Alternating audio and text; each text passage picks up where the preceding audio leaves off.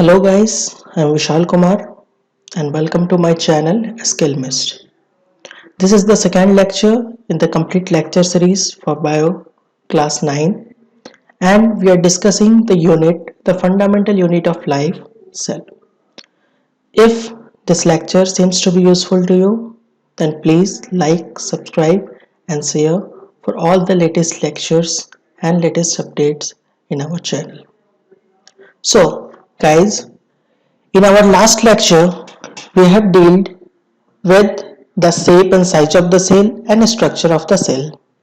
Now, in today's lecture, we will study all the different parts of the cell in detail.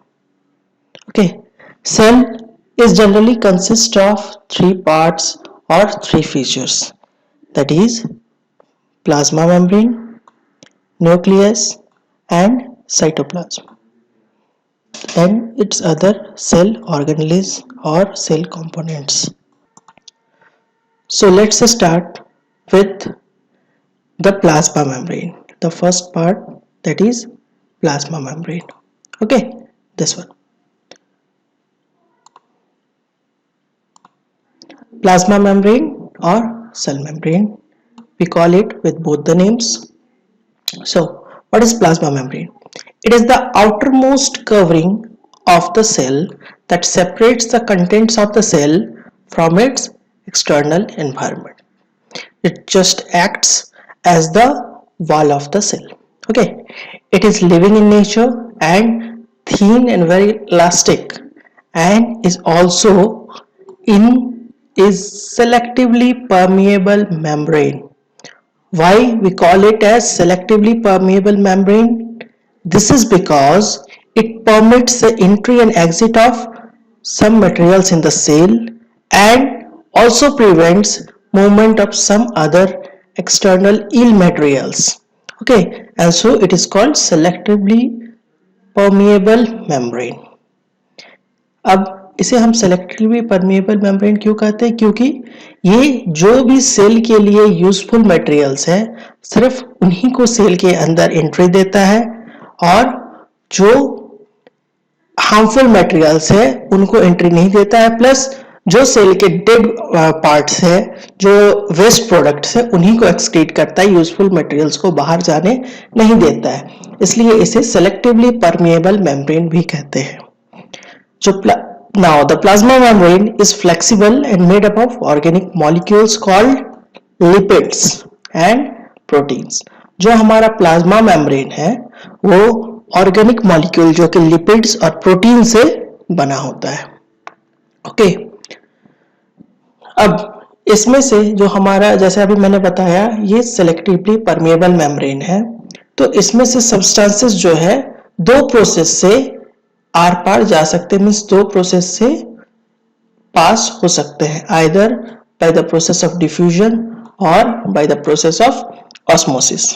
Okay, तो इन दोनों process को हम अच्छे से समझते हैं. Firstly diffusion.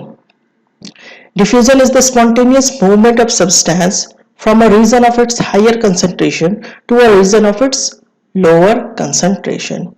तो डिफ्यूजन एक ऐसा मूवमेंट है सब्सटेंस का जिसमें कि जो सब्सटेंस है वो हायर कंसंट्रेशन से लोअर कंसंट्रेशन रीजन की ओर ट्रैवल करता है. जैसे एग्जांपल से समझते हैं, जो गैसियस एक्सचेंज होता है हमारे सेल में फॉर CO2 एंड ऑक्सीजन, वो हमारा इसी डिफ्यूजन प्रोसेस से एग्जीक्यूट होता है. कैसे? तो जब हमारा CO2 का, दैट मीन्स कार्बन डाइऑक्साइड का कंसंट्रेशन इंक्रीज होता है सेल के अंदर, तो वो क्या करता है, तो जाहिर सी बात है अगर सेल के अंदर CO2 का कंसंट्रेशन इंक्रीज हुआ तो outside the cell concentration decrease होगा. अब यहाँ पे एक हमारा क्या हुआ, डिफरेंस आ गया. तो इस डिफरेंस को मेंटेन करने के लिए सेल क्या करता है, डिफ्यूजन प्रोसेस स्टार्ट करता है, जिसमें कि वो इनसाइड पार्ट से CO2 को आउटसाइड जहां की लोअर कंसंट्रेशन है वहां पे रिलीज करता है. That means higher to lower concentration की ओर रिलीज करता है. सिमिलरली अब CO2 का इंक्रीज हुआ इनसाइड द सेल तो ऑक्सीजन लेवल कम होगा। ऑक्सीजन लेवल जैसे ही डिक्रीज होगा that means outer side of the cell में ऑक्सीजन लेवल इंक्रीज हो जाएगा। तो सेम प्रोसेस से बाहर से अब higher concentration outside the cell है ऑक्सीजन के लिए और इनसाइड में लोअर कंसंट्रेशन है। तो सेम चीज ऑक्सीजन अब outer of the cell to inside of the cell आएगा। ओके, तो ये हमारा जो गैसियस एक्सचेंज है CO2 का और O2 का, ये हमारा डिफ्यूजन प्रोसेस से सेल में होता है। क्लियर? नेक्स्ट प्रोसेस हमारा है ऑस्मोसिस। अब यहां तो हम देख रहे थे डिफ्यूजन में गैसियस एक्सचेंज जो होता है वो हमारा डिफ्यूजन प्रोसेस से होता है। ओके, अब हमारे सेल में वाटर की भी जरूरत होती है। तो वाटर क्या है, सेम वाटर के मूवमेंट को हम ऑस्मोसिस कहते हैं। ओके, जहां जहां गैसियस का मूवमेंट हो रहा था higher concentration to lower concentration, उसे हम डिफाइन कर रहे थे डिफ्यूजन के नाम से। बट अगर यहां वाटर का मूवमेंट होगा फ्रॉम हायर कंसंट्रेशन रीजन के टू लोअर कंसंट्रेशन रीजन, तो इसे हम क्या नाम देंगे, ऑस्मोसिस। क्लियर? अब ये 3 केस हो सकता है।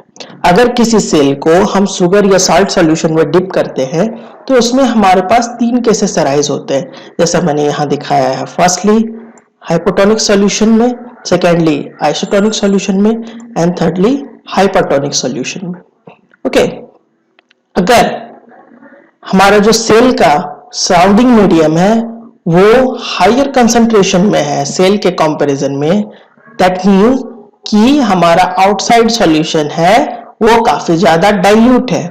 सो हमारा सेल क्या करेगा, वाटर को गेन करेगा ऑस्मोसिस प्रोसेस से, जिसके कारण क्या होगा कि सेल में स्वेलिंग आएगा, cell will slightly swell up and so ये जो सॉल्यूशन होगा उस सॉल्यूशन को हम क्या कहेंगे, हाइपोटोनिक सॉल्यूशन। ओके, जिस सॉल्यूशन के हायर कंसंट्रेशन रहेगा सेल के कंपैरिजन में, तो क्या होगा, सेल उसमें वाटर गेन करेगा by the process of osmosis and that will result in the swelling up of the cell and this type of solution is called as hypotonic solution. Okay, इस process का भी name है, इस process को हम कहते हैं टर्गेट। यहां मैंने लास्ट में दिखाया भी आपको सिस्टेमेटिक डायग्राम में, ये देखिए कुछ इस तरह से होगा। ओके, जब ये हाइपोटोनिक सॉल्यूशन में डिप होगा तो यहां क्या होगा, सेल जो है हमारा वाटर गेन करेगा by the process of osmosis. Okay, और इस प्रोसेस को हम क्या कहेंगे, टर्गेट। नेक्स्ट जो हमारा है, अगर जो मीडियम है that means outside the cell है उसका वाटर कंसंट्रेशन ओके वो सेम है सेल के अंदर के, ओके सेल के अंदर जितना है वो आउटर से सेम है अगर कंसंट्रेशन, दैट मींस ये हमारा क्या है, आइसोटोनिक सॉल्यूशन कहलाएगा। इस केस में हमारा सेल जितना वाटर इनटेक करेगा उतना ही वाटर रिलीज करेगा, जिसके कारण सेल अपना एक्चुअल साइज रिटेन किए हुए रहेगा। ओके, इस प्रोसेस को हम कहते हैं फ्लैसिड। ओके, अब हमारा जो थर्ड है वो है हाइपरटोनिक सॉल्यूशन के केस में। अगर हमारा एक सेल हाइपरटोनिक सॉल्यूशन के में डिप्ड है, दैट मींस कि आउटसाइड में जो है वो हमारा है लोअर कंसंट्रेशन वाटर का and inside the cell highly concentrated है। ओके, सो सेल क्या करेगा, अपने वाटर को लूज करेगा। ओके, और इसका क्या रिजल्ट होगा कि सेल श्रिंक कर जाएगा। It will result in the shrinkage of the cell and the process of this shrinkage is called plasmolysis. Okay, this is in the case of hypertonic solution. Okay, like here you can see this, जब हमने इसे एक hypertonic solution में dip किया है तो cell हमारा जो है यहाँ वाटर लूज करके क्या हुआ, ये श्रिंक कर गया। इस प्रोसेस को हम कहते हैं प्लाज्मोलाइसिस। आई होप यहां तक आपको क्लियर होगा सब चीजें, ठीक है। ये हमारा प्लाज्मोलाइज्ड सेल यहां आप देख सकते हैं। ओके, आई होप आपको डिफ्यूजन, ऑस्मोसिस एंड ये कंप्लीट जो है plasma membrane and cell membrane का कंसेप्ट अब क्लियर हो गया होगा। सो हम नेक्स्ट प्रोसीड करते हैं हमारा नेक्स्ट टॉपिक, जो कि प्लांट सेल में पाया जाता है सेल वॉल ये एक एडिशनल कवरिंग है, okay, in addition to plasma membrane, जो कि हमारा प्लांट सेल में स्पेशली पाया जाता है, जिसे कहते हैं हम सेल वॉल। ओके, ये प्लाज्मा मेम्ब्रेन के आउटर में लाई करता है। ये एक एडिशनल कवरिंग है प्लांट सेल में। Cell wall is thick but non living in nature, okay, and it's permeable covering is made up of cellulose. अब यहां डाउट आती है कि सेल्यूलोज क्या है। तो cellulose is a kind of carbohydrate which provides structural strength to the plant. That means cellulose एक ऐसा कार्बोहाइड्रेट है जो कि प्लांट को स्ट्रक्चरल स्ट्रेंथ मतलब उसे स्टेडी बनाए रखने में, उसे स्टेडी खड़े रहने में हेल्प करता है, सपोर्ट करता है। Okay, cell wall permits the cells of plants, fungi and bacteria to withstand very dilute external media without bursting. इसे हम हाइपोटोनिक सॉल्यूशन के केस में जो अभी हमने देखा, क्या देखा हमने, एक बार फिर से उस फिगर को लाते हैं। हाइपोटोनिक सॉल्यूशन के केस में हमने देखा कि ये स्वेल अप हो जाता है और बर्स्ट कर जाता है। ये देखिए यहां आप देख भी सकते हैं, जैसे मैं हाईलाइट करता हूं, यहां देखिए ये जो बस्ट कर गया, ये इस बस्ट करने से इसे बचाता है। जो सेल वॉल है वो हमारे जितने भी प्लांट्स हैं वो हाईली डाइल्यूट सॉल्यूशन में भी इसे हमें बस्टिंग से बचाता है। Okay, the wall exerts an equal pressure against the swollen wall and hence it helps to avoid it from bursting. Okay, now the cell wall protects cell membrane and the internal structure of the cell. अब चूंकि ये plasma membrane और cell membrane के outer में lie करता है, सो ये क्या करता है, सेल वॉल के साथ साथ इसके इंटरनल स्ट्रक्चर्स को भी सेव करता है, सिक्योर करता है। ये हमारा सेल को रिजिडिटी भी प्रोवाइड करता है एंड साथ ही साथ उसके शेप को भी डिटरमाइन करता है, इसके शेप को भी डिसाइड करता है। It provides rigidity and determines the shape of the plant cell. It prevents drying of the cell and helps it to bear unfavorable conditions and also provides mechanical strength to the plant cell. Okay, cell wall जो है हमारा वो cell को try होने से भी help करता है, उसके अनफेवरेबल कंडीशन। अब अनफेवरेबल कंडीशंस क्या हो सकते हैं, जैसे प्रॉपर सनलाइट ना मिले, प्रॉपर वाटर ना मिले, तो इन केसेस में वो एज अ बैकअप हेल्प करता है सेल को उसके वाटर को रिटेन रखने में, ताकि सेल ड्राई ना हो जाए और उसके मैकेनिकल स्ट्रेंथ को बनाए रखता है। अब यहां देखिए सेल वॉल मैंने दिखाया है आपको, ये सेल वॉल का स्ट्रक्चर है। ओके, ये आउटर कवरिंग जो है ये सेल वॉल है, इसके अंदर हमारा सेल मेम्ब्रेन है एंड अदर सेल ऑर्गेनेल्स है। ओके, सो आई होप ये टॉपिक भी आपको क्लियर होगा। ये पार्ट स्पेशली ध्यान रखिएगा कि सेल वॉल आपको सिर्फ और सिर्फ प्लांट सेल्स में पाए जाते हैं, एनिमल सेल्स में नहीं। Clear?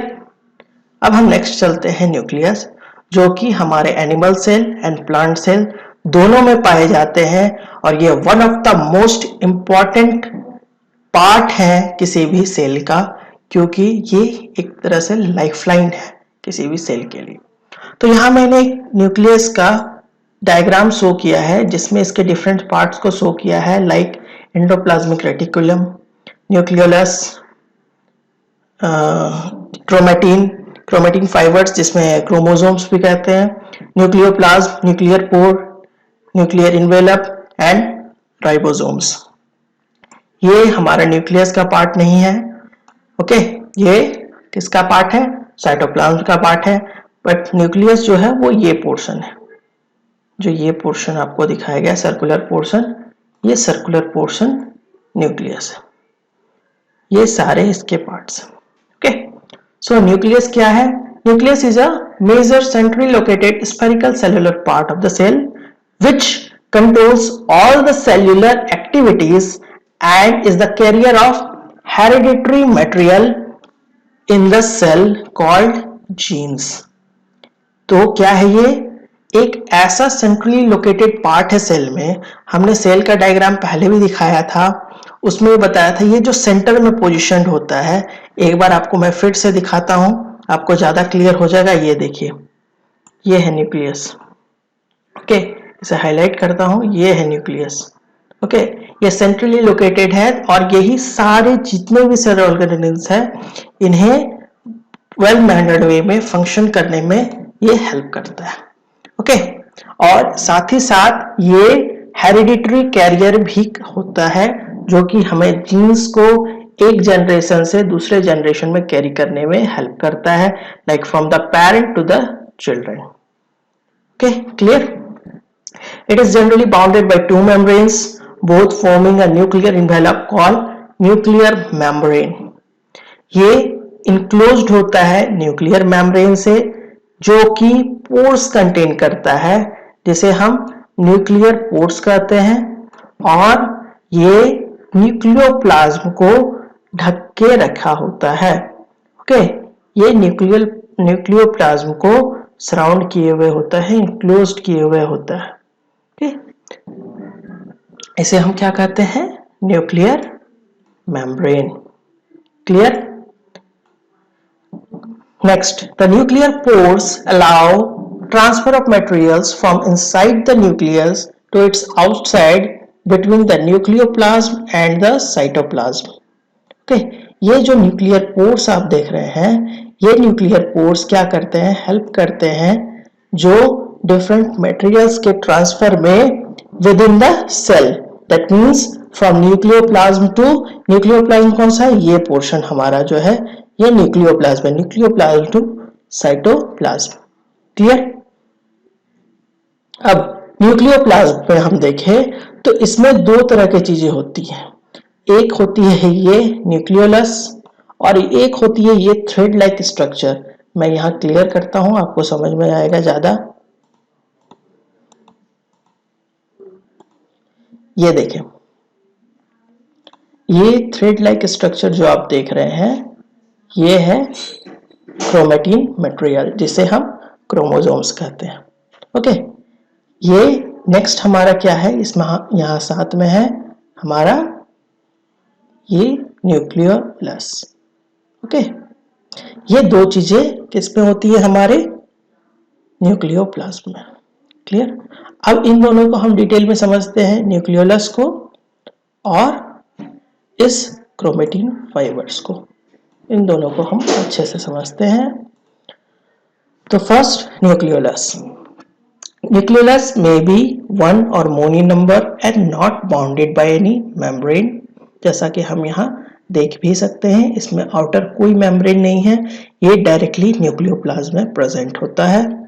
It consist of DNA, RNA and protein. ये पॉइंट आप ध्यान में रखेंगे कि न्यूक्लियोलस किससे होता है? इसमें क्या होता है? डीएनए, आरएनए और प्रोटीन। और सबसे इंपॉर्टेंट बात क्या है? ये न्यूक्लियोलस राइबोसोम के फॉर्मेशन में हेल्प करता है। अभी राइबोसोम को हम आगे डिटेल में जब सेल ऑर्गेनेल्स पढ़ेंगे तब वहां हम इसको डिटेल में समझेंगे, ये राइबोसोम्स क्या है। ठीक है, तो अभी के लिए आप ये जाने कि राइबोसोम्स का फॉर्मेशन जो है वो न्यूक्लियोलस में ही होता है। ओके, इसका कंप्लीट डिटेल, इसका फॉर्मेशन, इसका फंक्शन, सब चीज हम अभी डिटेल में आगे जब सेल ऑर्गेनेल्स डिस्कस करेंगे तब वहां आपके साथ डिस्कस करेंगे। नेक्स्ट है क्रोमेटिन मटेरियल, जो सेकेंड पार्ट हमारा था। Chromatin is a thin thread like intermingled mass of chromosome material and composed of genetic substance called DNA. Okay, अब ये क्या? DNA and proteins as well. ये क्या करता है? हमारा DNA और प्रोटीन को से बना होता है, जो कि हेरिडिटरी फंक्शंस को पेरेंट जनरेशन से उसके नेक्स्ट जनरेशन तक सरपास करने में हेल्प करता है। ओके, इन्हीं में सारे इंपॉर्टेंट इंफॉर्मेशंस जो कि सेल के लिए, उसके हेरिडिटरी के लिए नेसेसरी है, वो सारे स्टोर रहते हैं एंड नेक्स्ट जनरेशन में पास होते हैं। ये रिबन लाइक स्ट्रक्चर होते हैं एंड ये और ज्यादा थिक होके एंड देन डिवाइड होते हैं कब, जब डिवीजन ऑफ द सेल होता है। दैट मीन्स जब सेल डिवाइड होता है, तब जब मैं लास्ट टॉपिक जब हमारा रहेगा डिवीजन ऑफ सेल, तब वहां मैं इस चीज को बताऊंगा कि ये कैसे क्रोमेटिन फाइबर्स या जो क्रोमोसोम है वो डिवाइड होकर नेक्स्ट सेल का फॉर्मेशन करते हैं। पेरेंट सेल से जो चाइल्ड सेल है या जो हमारा चिल्ड्रन में नेक्स्ट उनके जनरेशन के लिए सेल है उसमें वो डेवलप करते हैं। ये सारे डिटेल में हम सेल डिवीजन में जब देखेंगे तब वहां इस चीज को क्लियर करेंगे। अभी ये तो मैंने आपको बताया कि ये हेरिडिटरी यूनिट्स होते हैं। ओके, तो आई होप यहां तक आपको कोई डाउट नहीं होगा। एक और इसमें पॉइंट है वो हम देख लेते हैं, कुछ इंपॉर्टेंट पॉइंट है, जनरली आपके एग्जाम पॉइंट ऑफ व्यू से भी बहुत इंपॉर्टेंट है। ये है कि ये जो पार्ट है न्यूक्लियस के, ये कई बार क्या होता है कि कुछ पार्ट्स में जो न्यूक्लियर मेम्ब्रेन जहां एब्सेंट होता है वहां प्रॉपर्ली डिफाइंड नहीं होता है, जैसे कि प्रोकैरियोटिक ऑर्गेनिजम्स में। प्रोकैरियोटिक मींस जिनका न्यूक्लियस वेल डेवलप नहीं होता है या जिनका न्यूक्लियस वेल सेटल वे में नहीं होता है। जैसा आप यहाँ अभी देख सकते हैं इस डायग्राम में प्रोकैरियोटिक के, कि यहाँ न्यूक्लियस एक सिस्टमेटिक वे में नहीं है क्योंकि यहाँ न्यूक्लियर मेम्ब्रेन एब्सेंट होता है।